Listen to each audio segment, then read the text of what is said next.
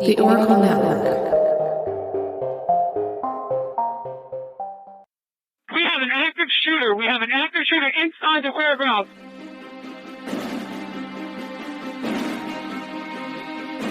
Welcome to Active Shooter, a podcast that covers the whys, the hows, and the aftermath of active shooter and mass casualty events. They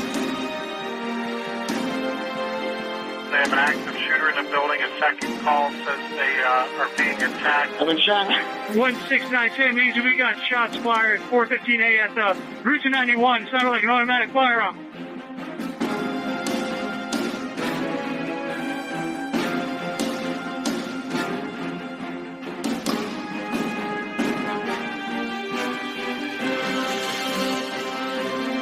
Active shooter, reports of an active shooter mass casualty incidents. Thank you for listening. You are listening to Active Shooter, a podcast that may contain adult themes, explicit language, and graphic depictions of violence.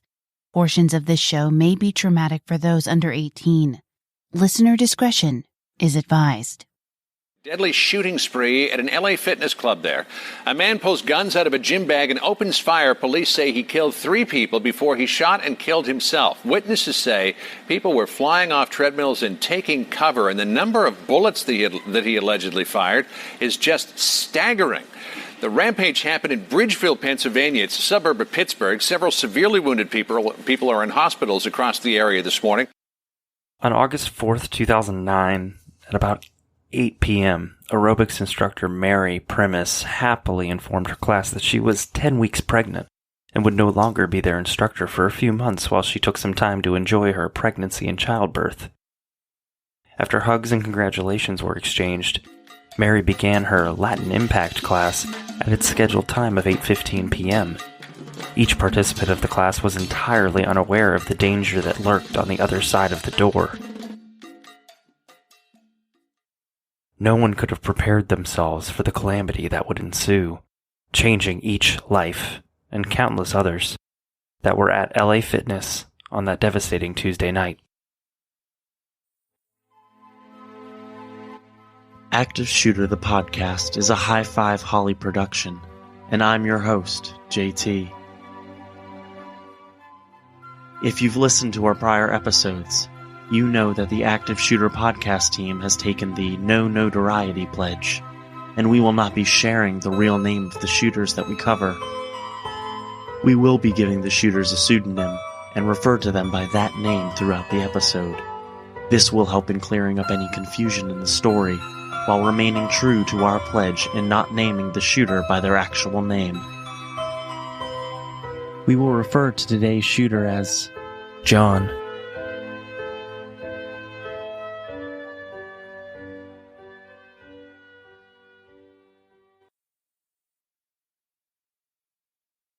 At 11 o'clock a.m. on August 4th, 2009, John walked into the LA Fitness gym and left a few minutes later.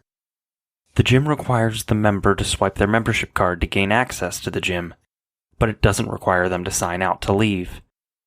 Therefore, investigators were unsure exactly what time he left. He returned to the gym later that evening at 7:40 p.m., only to leave again, walking out to make a phone call. Phone records later showed that John stepped out of the gym to call his mother, a conversation that only lasted a mere 5 minutes. According to his mother, the conversation was mundane, and John never said a word about his plans for carrying out the attack. John, who was clean-shaven and wearing all black workout clothing, as well as a black sweatband on his head, re-entered the gym at 7:56 p.m.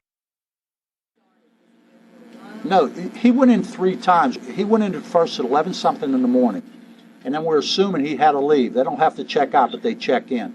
And then he went back in approximately 7:40. Then he checks back in at 7:56. So we're thinking in between 7:40 and 7:56, he makes his call on his cell phone. We know it was made at 7:45, so we're assuming he went outside to make that call, and he went back in at 7:56. The police are dispatched at 8:16, so we think he went in, he walked around, went into it. The class started at 8 o'clock. He went in and put his bag down and pulled the weapons and started firing. After entering the gym for the third time that day, John strode purposefully towards the workout room where the class was taking place. John was a man on a mission, walking like he knew exactly what he was doing and where he was going, which caused no one to look or think twice about John's presence as he made his way to the workout room. Once John walked into the room, he set the black duffel bag on the ground, pulled out 2 Glock 9x19mm semi-automatic pistols, turned the lights out, and started pulling the trigger at random. He stood in one place in the workout room and pulled the trigger, never really moving around. Eerily, his face was expressionless. There were around 20 women in the class, and they instantly started diving for cover, falling on top of each other's bodies, screaming for dear life. Class gets started. Our instructor, Mary, gave us some good news that she was expecting that we weren't going to have her the next couple of weeks. Probably around 8:10, noticed a guy walking in, looks out of place, and dropped his bag. We keep continuing dancing. Next thing you know, lights go off. We're still dancing. Music is on. Just pops. You think that you would know what to do in that situation, but you don't. Do I hit the floor? I actually grabbed onto the girl next to me, and I just was pushing her towards the door. I found someone in a car. I swung open her driver's side door, and I said, you have to take me away. What took place last night I will never forget, and it will take a really long time to get over. But how long has he been living like this? After firing approximately 52 shots, John drew the pistol up to his head, pulled the trigger, and shot himself, dying instantly. About 70 people were in the entire gym itself, working out on the weight machines and other various workout equipment. Upon hearing the shots, the LA Fitness staff were able to remain calm and help lead the petrified customers out of the gym. At 8:16 p.m., 911 calls started pouring into police dispatch. It took the investigators longer than usual to identify the injured versus the deceased because all the women had workout clothes on and didn't have their IDs on their person. All of the gym members had their personal belongings stored around the gym. 3 women were killed in the deadly rampage, and 9 others were injured. Upon further investigation, detectives quickly discovered that the fact that all of the victims were women was no coincidence. John, it seemed, had a very dark and deep hatred for all women. Collier Township is located in Allegheny County, Pennsylvania, and in 2017 had a population of about 8,162.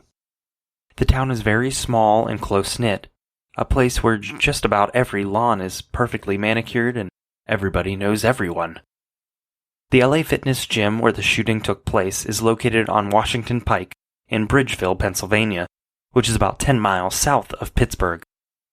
You can find the gym in the Great Southern Shopping Center, a strip mall that also houses restaurants, stores, and home goods store. You can find the gym in the Great Southern Shopping Center, a strip mall that also houses restaurants, stores, and a home goods store. Whatever kind of workout you are looking to have, LA Fitness offers it.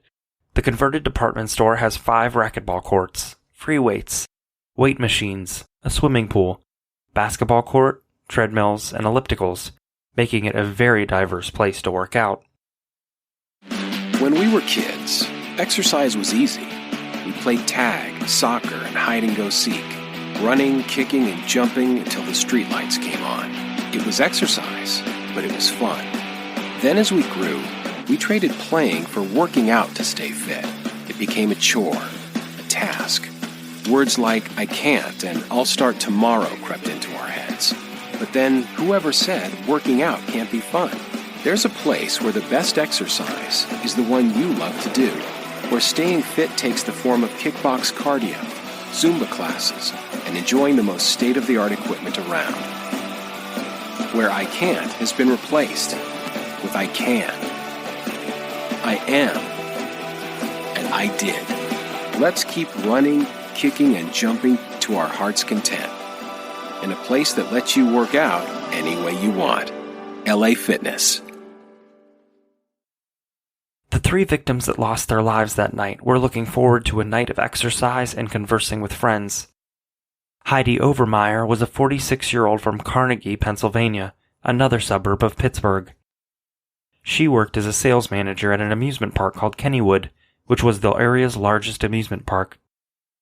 Heidi worked behind the scenes, and her boss said that she was instrumental in keeping the park operating and functioning efficiently. Heidi had been working at Kennywood since 1998. She grew up in West Mifflin, Pennsylvania, yet another Pittsburgh suburb, which is where she raised the youngest of 5 children, and she eventually attended Penn State University. Heidi was a single mom to her 15-year-old son, Ian, and she was very active in her church. She would write and direct a Christmas play for the children at her church, and even went the extra mile and made the costumes for the play. Heidi had a love of life, and she was friendly and hardworking. She took great pride in the landscaping around her home, and was building a rock wall in front of her house by herself. She was preceded in death by her younger brother and father. Why couldn't she have been 1 foot over? Why couldn't she have stepped 1 foot back? Why was she in that spot? The waterfall is just endless, and that's how we feel Heidi is. I mean, she's gone, but she didn't leave us. She was a great gal. I think the thing I liked about Heidi the most was as soon as you saw her, a big smile would always come on her face, and her smile just jumped out at you right away. Elizabeth Gannon was a 49-year-old woman from Greentree, Pennsylvania. Greentree is a suburb of Pittsburgh. Elizabeth preferred to be called Betsy. Betsy was an X-ray technician at Allegheny General Hospital. She was divorced and didn't have any children. She treated her red Labrador Retriever, Lady, as her child. She also enjoyed spending time with her nieces and nephews. Betsy lived most of her life in the brick house that she was raised in. She graduated from Bishop Canevin High School in 1978. Those closest to Betsy said that she was a wonderful and loving person who never had a bad day. Her mother had passed away 20 years prior, succumbing to cancer, and her father died when Betsy was just 2 years old from a heart attack.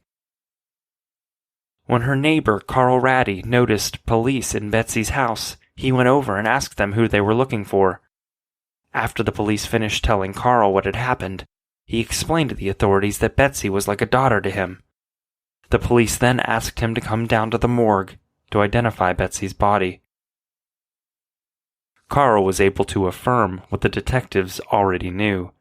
It was Betsy laying on the table, covered in a white sheet.